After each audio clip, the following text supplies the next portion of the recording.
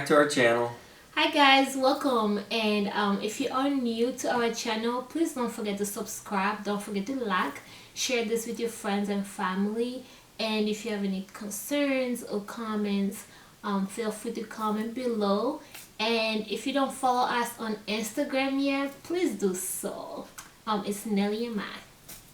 So today we wanted to share with you guys a special video. Last time we had a lot of questions around how we met, our relationship, things like that. So we kind of wanted to dig a little more deeper into that, and we wanted to go over how I proposed, the things that we did that led up to the proposal. And just some general information about how she felt during the time, how I felt during the time, some things that maybe she liked or didn't like, and same with me. So we want to share that with you guys today. So we'll do our best to go ahead and give you everything we got. Yay! Alright, so I know a lot of people prior to our previous video, people always ask, how he proposed and all of that. We have a little bit of a clip about how he proposed, and we're gonna add it with this video so you can see the whole proposal. It's a small clip, but you get the idea of what actually happened and all of that. It's perfect. Yeah, and we'll explain some stuff to you about how we got that and that kind of thing. It was kind of cool. So yeah, let's dig in. So if you noticed, we posted how we met. We met on an online dating site, and we talked a little bit. I think we talked a little bit about our first date, stuff like that. And we probably knew each other, what was it, like a year and a half before I proposed, about? Yeah, a year and a half? A year and a half. Yeah. So let's say for a year and a half, that was how long me and her were dating, before I proposed to her. I think you wanted to propose to me earlier or get married or something like that. I think. Yeah, I actually kind of did. I did. And I knew early on that she was a special girl, that I could see myself with her. And I saw like good values in her that I felt would last a long time. Values like, we share the same beliefs. She's got a really strong connection with her family. I've always told her that. I mean, they're very family oriented, and you'll notice especially in other countries like in Africa.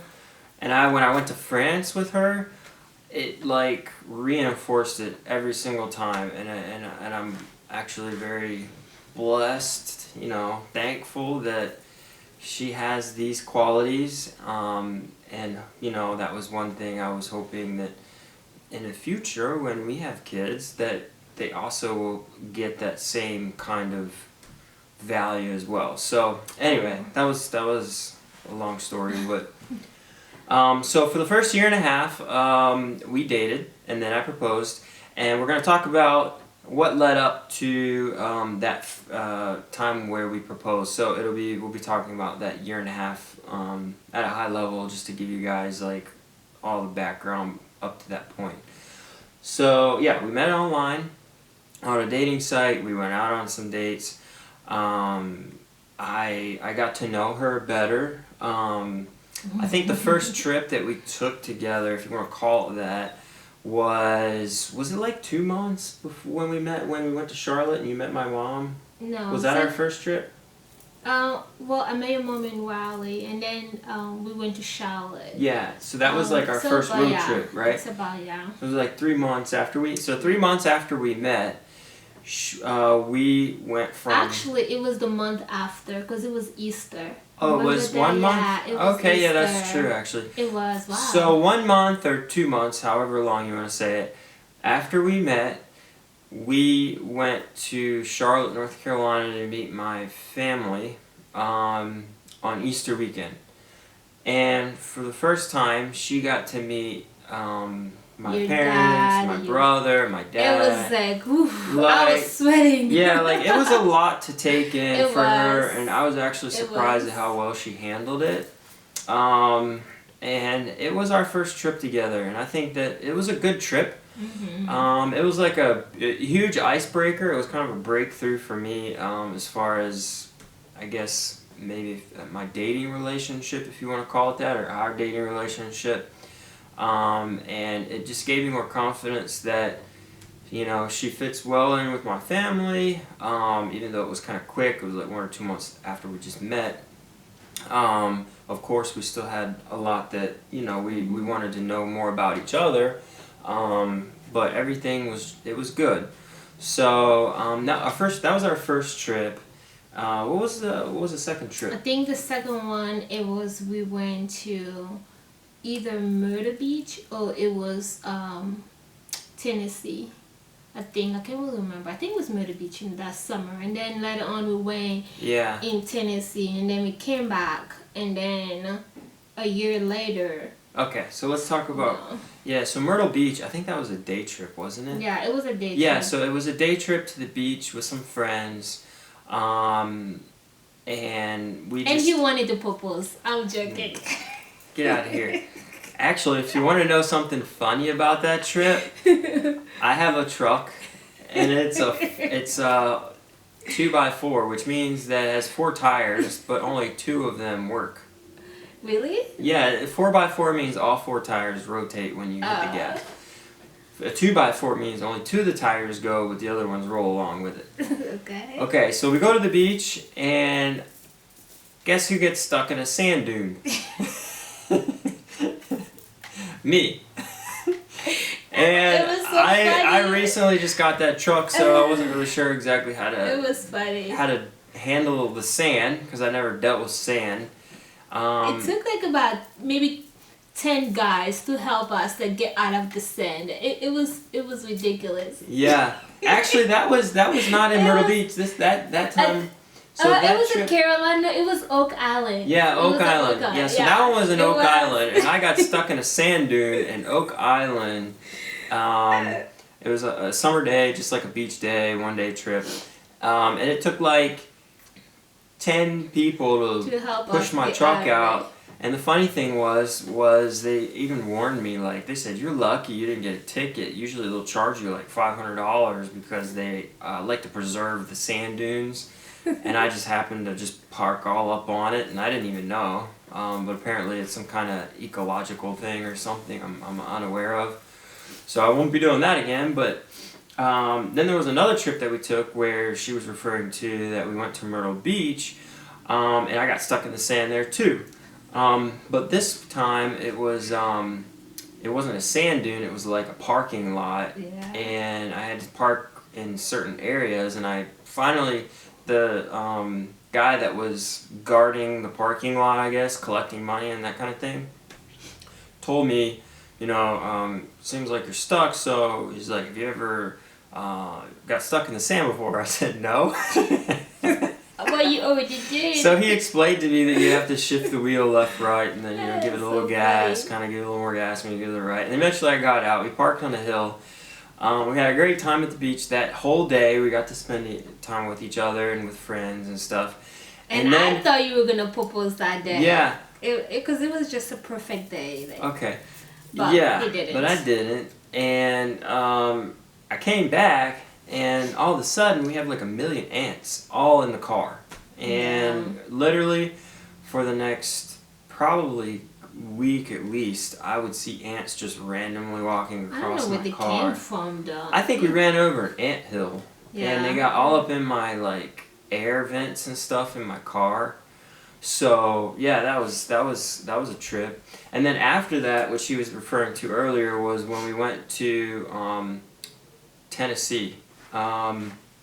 We went to Gatlinburg and Pigeon Forge, which is sort of like, for those that have never been there, it's kind of like the Myrtle Beach of the mountains. They have, you know, all the exciting theater and games and race cars and just very like, it's like a mini Las Vegas if you want to kind of think of it like that. Definitely a very mini Las Vegas. It's a really mini one. definitely a mini one. But you also have like the skyline where you ride this little chair up and down the mountain. Yeah. And stuff like that. And that was the first time we went there, and that was actually fun. And it was beautiful too. I also thought like, that was my first time there, but that was like his, I don't know, 10th, 20 times that he was already, was there. Mm-hmm. And for me, I was like, oh my goodness, it was so pretty, it was so romantic. And it was for my birthday, that's what it was. And I really thought he was gonna like propose to me, and this and this and that. I know some of you probably thinking, oh my gosh, you were just thinking about propose. Yeah, like when you're with someone and you love them and you have that connection and you want to be with them the rest of your life, and I mean, proposal or the next step is definitely in your mind. I mean, not maybe all the time, but it's something that, it's easy to think about, or to think of. At least for me, it was very like, every big event that we did, I was like, yes, he's gonna propose. But he never did. Yeah. And then I think, let's see, what was the trip after that we took? After that, we went to my sister and my brother-in-law and one of my very good friends. We decided to do like a trip to go to Las Vegas and LA and Arizona. We wanted to do like 3 states in one trip. And it was a lot of fun. It was it was awesome. I hope we can, do it again one day. Yeah. It was definitely fun. We saw Venice Beach in California. We saw LA. We saw Las Vegas, of course. And then we also saw the Grand Canyon. So we kind of like literally we drove all the way from Vegas to California, then from California all the way back to Arizona, and then Arizona back to Vegas, and we only got like 2 hours of sleep each night. Yeah, so we had like a hotel room, but we never spent the night at it one night because we drove so long. So she was under the impression at the time, I think that was probably the first time where she was really thinking, well, I'm going to get proposed to in Vegas. We've known each other at this point for maybe like a year. A year and a half. Nah, was it a year and a half? No, I think it was like a year, somewhere between there. Yeah, so, I don't remember exactly. So, that was like a 5-day trip roughly. And I felt like the reason I didn't do it was because she would have expected it. So I didn't want to. I wanted it. Obviously, everybody wants to be a surprise. So I just didn't do anything, and I knew that we had another trip coming up in like 3 months later or so, 4 months later, and it was a road trip that her and I were planning, and we were gonna go to New York. We were in New York. Let's see, we first stopped in Washington, D.C. Yeah. That was where we first stopped at. It was like pretty much like driving up north, like starting D.C. and then North Carolina to D.C., D.C. to New York City. And then New York. On the way back, we did Philly. And then Philly back to... No, we went to Virginia. And then came back to North Carolina. So, we got to New York... When we got to New York City... I ended up, I knew what we were kind of going to do, but I didn't have something just dead set in my mind, like when or how it was going to happen. So you knew you were going to propose? Obviously I knew that I was going to propose when we were in New York City, otherwise I wouldn't have just randomly pulled a ring out. So there was some thought and planning that went into it. I just didn't know exactly where or when, but I just knew that there was a couple of opportunities that I wanted to use, or a couple options that I could pick that would make it really memorable. And I felt like she would really appreciate it.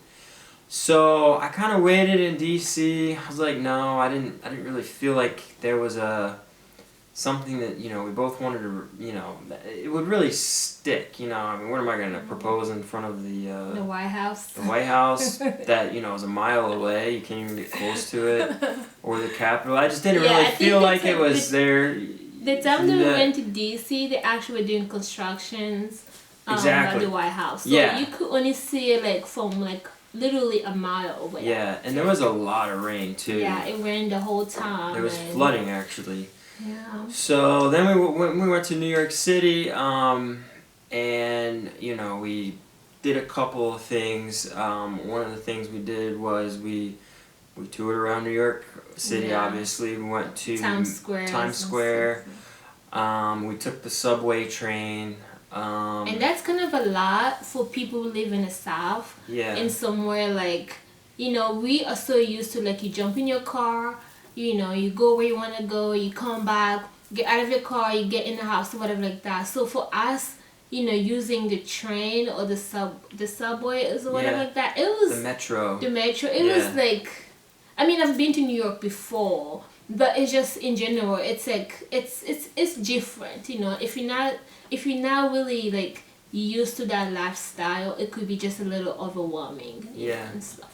So we did a lot of walking around the city. You know, we walked across the George Washington Bridge, Brooklyn Bridge. Like we did all that. But then there's this one spot that just really seemed perfect. And you probably see like a lot of people take pictures there because when I got there, it was obviously a huge tourist spot. You could see people taking pictures. You could see people doing poses. You could even go on the internet and search for different pictures people were doing. And you're like, wow, this is a very popular spot. So, long story short, we got there. There's these cobblestone roads. There's like an old railroad track. There's some cars that are coming and going, so you kind of have to get out of the way. So you kind of got to time any pictures you get just right. Otherwise, cars kind of push you out of the way. So I got lucky, and we found she's good. Well, she's a photographer, so she's good at finding just random people to help take pictures of us or herself. I don't like to just talk to random people for some reason. But she found two people, and they were the nicest people. They were super friendly. Like, actually, it was like... they came up to me first. They were like, hey, can you take us pictures? And I was like, yeah, I can take you guys pictures and stuff like that. And then I was like, once I'm done taking you guys pictures, can you take my boyfriend and I pictures? They're like, yeah, sure. So I was taking them pictures and blah, blah, blah, blah. And by the time that I was taking them pictures, this is like a different group of people, by the way. I'm taking them, like a different group of couple. So I'm taking them pictures, and my husband was talking to this another couple. I didn't know what they were talking about, you know, until later on. But I saw him. He was like talking, and he loves to talk to people. So sometimes he meets random people, and he just start having conversations with them and stuff. So I was taking pictures of this couple. I was done, and then it was our turn to get our pictures taken, right? And right there, we taking pictures, and yeah. So that's what she saw from her perspective. And then, but at the same time that she saw that, I was talking to them, not like just talking, but I was planning with them, like, hey, you know, that's my wife or fiance, or not my fiance, but my girlfriend, and I want to propose to her. And so I explained to them, you know, she doesn't know anything yet, and I was wondering if, you know, you could take a picture, and at the same time, maybe this, you know, there's two of them, and they were a couple, and then the other one took like a video, but I wanted him to pretend like, you know, he was taking a picture, but it was an actual video being done, and the other person was taking pictures with her phone. So my phone taking her phone taking a picture. So, long story short, we did a couple of poses. You're actually going to see a video later of it. The whole thing was recorded, which was great. Yeah. And I faked like a couple pictures, and then before you know it, I got down on my knee and tried to surprise her as most I could. Oh my gosh, yeah. And then I you know, asked her to marry me. You know, I said some nice things, and I asked her to marry me. Did you say and then she did like this little turny thing in her yellow dress. I was like, and then she said, yes. I'm sweating right now, like. Don't wait. I'm like so sweaty because everything just seems like, you know, like, oh my gosh, like all the memories. It just seems like it's happening, you know, like right now.